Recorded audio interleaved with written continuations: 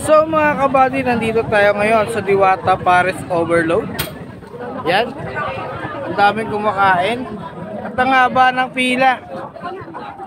So ito, kasama natin yung sa mga pumipila rito. So nainip pa kayo sa pila mga sir? Yes, kahit kakapila lang. So mas mabilis yung pila ng Pares Overload kaysa sa chicken. Ayun, halos hindi nagalaw yung sa chicken na pila. Magkahiwala yung pila ng chicken sa Pares Overload mga kabady. So pila muna tayo. Mahaba-haba pa to.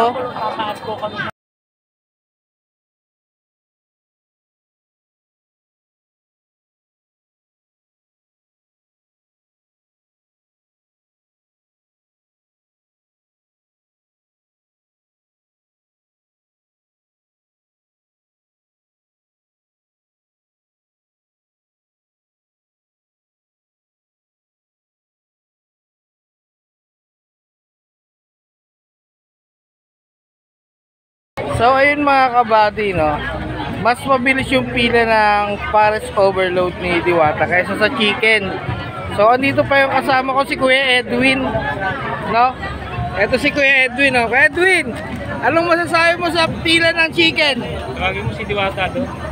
Ayun ako, tinatawag ko ako. Ang tagal ng chicken tre. Nauna siya pumila sa akin dyan, tapos pumila ako sa overload. Ayan, mabilis lang dito eh. Andito na nga yung order, oh. Yan. So yung chicken yung ano, matagal yung pila. So mga kabady, titikman na natin ngayon yung Pares Overload ni Diwata. So ito yun, Pares Overload. So meron siyang chicharon bulaklak. Yan, ito. Ito yung chicharon bulaklak.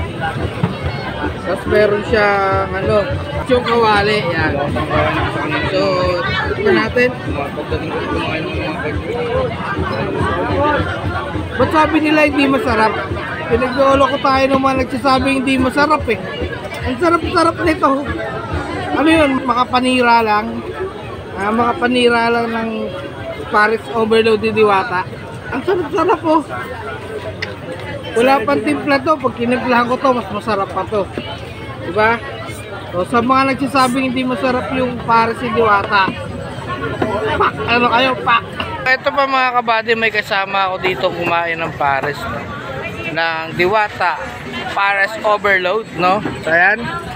So tignan natin kung anong masasabi niya sa Diwata Pares Overload. So ayan. Anong masasabi mo? Sarap.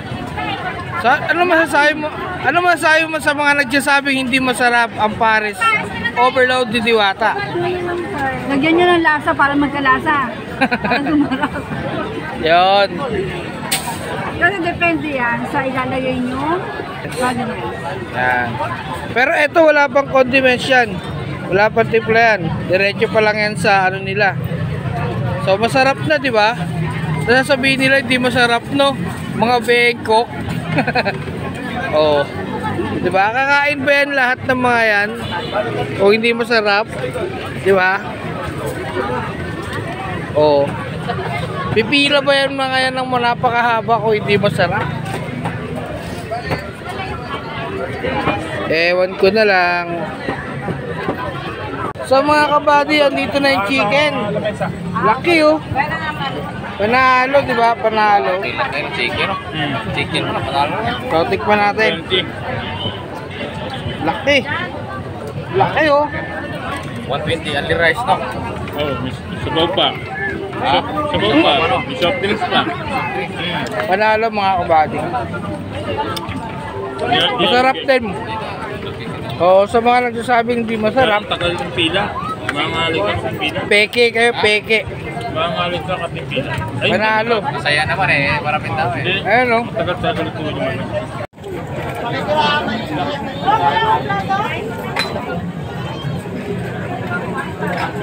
So, ayun, ubos mga kabady. Ang laki ng chicken, no? Siyempre, ito yung pares. Pares. Oh, ubos nga eh.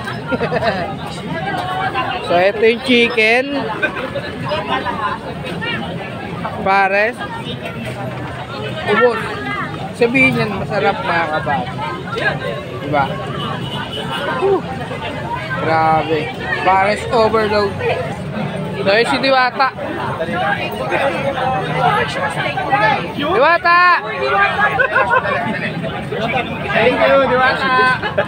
Si Diwata, umikot na. Ang haba na kasi ng pila. So, kay Edwin, anong masasabi mo sa chicken? Matagal. Masarap pala. Masarap pero Matagal nga lang. yung matagal. Kasi kinuto ang chicken nila. Inuli pa yung chicken. Kaya matagal sa pilang chicken. Yan. So mga kabady, nintay na lang namin si Diwata. Baka sakaling lumabas at may interview. Na ako eh. Yan. So yung kasama ko nga pala dito, si Kuya Edwin, ayan. Hello. At si Ate Mirna, ayan. Hello mga kabady. So kakatapos lang namin kumain. So, anong masasabi nyo? Masarap. Masarap naman. Panalo siya. Dahil masarap, may take May out. take out pa oh. Alright. Oh, dami. Diba? Nakalagang 500 pa. Take out pa. So, ang order namin is 2 pares overload at 3 chicken. Grabe yung chicken. Actually, yung ano niya, spell niya, C-I-K-E-N. Chicken. Parami na ng parami ang tao. Mas lalong mahaba yung pila. Pagdating namin dito, wala pa yan. Wala pa to. Andun pala yung pila sa may unahan. So, di ba? So, ayun mga kabady, parang hindi nalalabas si Diwata, eh, no? Ayan yung bahay niya. So, ayun mga kabady, hindi ko nahintayin si Diwata, no? So, sana naliwanagan kayo na masarap ang pares ni Diwata. Thank you for watching.